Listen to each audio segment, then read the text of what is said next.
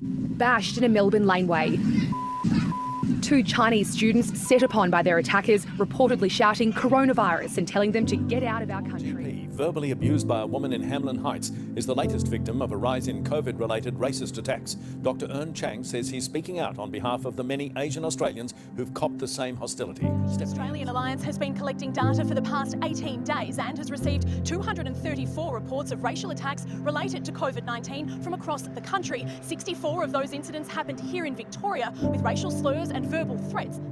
You call me Corona, you call me China. Officially, racism-related complaints to police and human rights groups have surged during the COVID crisis. Anecdotally, some Asian Australians say they've been targeted. Dr. Chan was picking up takeaway meals when a total stranger gave him a piece of her mind. This woman just approached me on the street and said, look, you have no right to be here, go home while you're on the street and F off.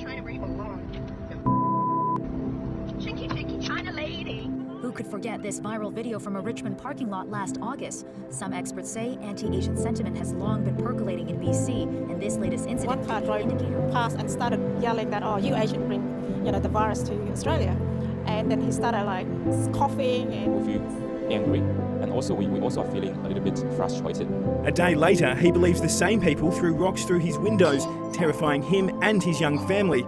He says he's certain of the motivation. We are just, randomly picked up, targeted, and because we are... A woman has been filmed screaming at a retail worker in Sydney's south in what appears to be a racially motivated attack. Onlookers captured the moment the shopper yelled, "Go back to China," to staff outside a Telstra store in Westfield, Miranda. Really? Oh yeah? Go back to China. Stand up. The whole family. I don't know if I you you Asian dog. Yeah. Get the Asian Australians, like anyone else, are suffering the stress and the fear and the pain that's coming through from COVID-19, and they don't deserve to be, in fact, abused additionally.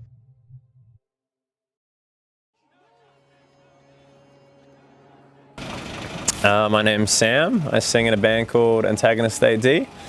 Originally from New Zealand, now living in Melbourne.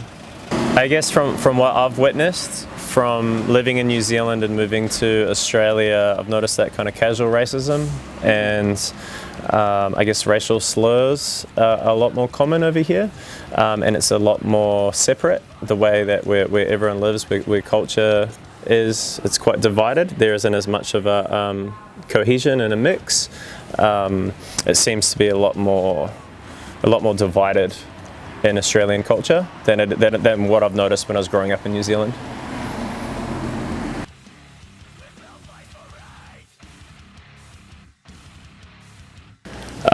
So that was, I was really trying to, we originally wrote that in 2018, recorded it in 2019, and then 2020 is when a lot of terms that we used in that song or that the topics of that song kind of came to light in mainstream.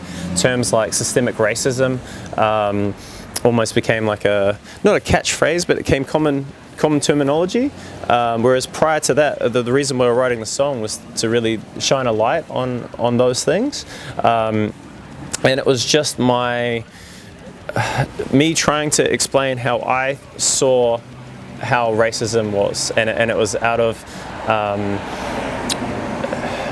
ignorance and fear, I guess. People not understanding another culture, then that leading them to be like fearful, and then being fearful, being angry, and that kind of breeds a hate. So it all coming out of education, really. And that's why I wanted to highlight in the song that it was racism is from a lack of education and understanding of other people. That's what my theory of what it is.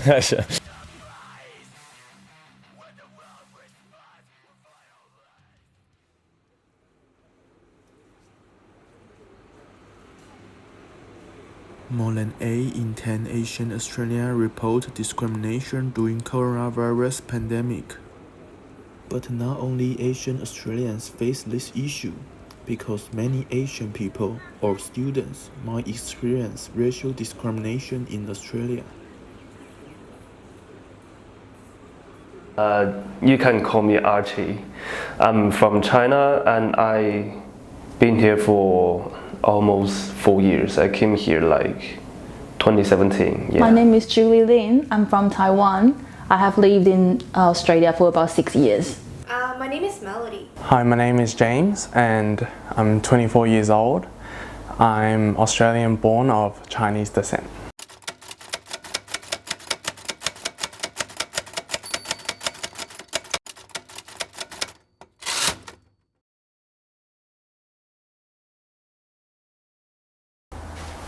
So where I used to work, we'd get a lot of tourists and they would come in and obviously they would just have like random questions about like places to eat or places to go, for example. And more than often they would not really ask me for advice, but even though I was like born in Melbourne and I knew all the good places to go and the good places to eat, they wouldn't really ask me directly. They would more likely go and ask like my colleague, which was a white Australian person. So I would always think, you could have just asked me, like I'm standing right here and you didn't have to go out of your way to ask them where. If you asked me, I could have told you like exactly what they could have told you, if not even more. So I kind of felt like I was being racially profiled because they thought maybe because I don't look like a white Australian that I don't know anything about the culture here.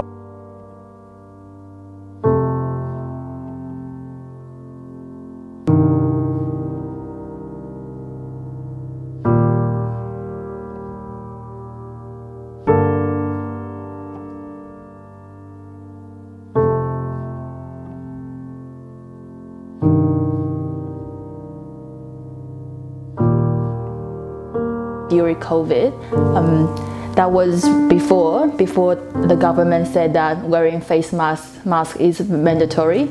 I was wearing face mask walking on the street, and there was a random guy on the street started to yelling at me, saying that, "Oh, you Chinese people, why do you need to wear a face mask?" Last year I went to Tasmania with my friend, and I remember that day we were walking on the street, and then suddenly there was a kid.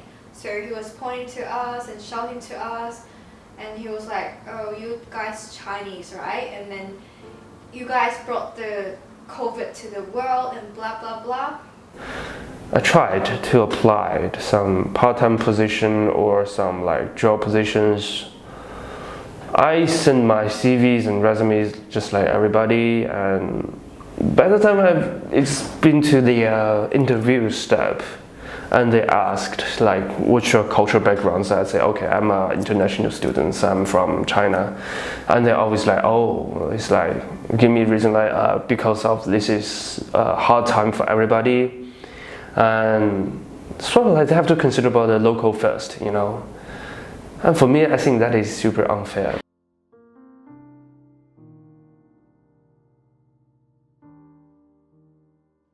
I think a reflection of a lot of the stuff that's going on in the media. I think a lot of the issues, a lot of coronavirus, especially during 2020, with guys like Donald Trump. And so there's a lot of what's called dog whistling, kind of you know, where they you know, for example, when Donald Trump talks, he'll be like, "Oh, this is the China virus," and yeah, to a lot of people, you know, that kind of just brings out their racist instincts. So that's kind of like a, you know, the dog whistling that I was talking about. So yeah, it does create a kind of animosity. Trump in particular would refer to it as like the Chinese flu, and I think that and the way that the media is reporting on it again leads to fear and anger and hate, and it's just a lack of education. And I think it was the way that the politics were being played with the media. I think they really pushed it through, and the kind of creator of the divide that brought that up. Yeah, I think there's no easy solution or no magic solution. I just think that we probably need to all be more kinder to each other, and that's easy to say, but I think on a more practical level, everybody needs to be more integrated. So you need to have more people growing up and living together side by side, so that we all belong together in the same community, and we all have this sense of togetherness. I mean, that's the cool thing about the world, right? Like, there's a million different places, a million different people, different cultures, different languages, different foods, different arts, like everything. There's so many things to learn from everyone, and it's exciting, you know. Like, and within Australia, there's so many different cultures already, you know, and there's so many things that can be celebrated and learned. It's just such a shame.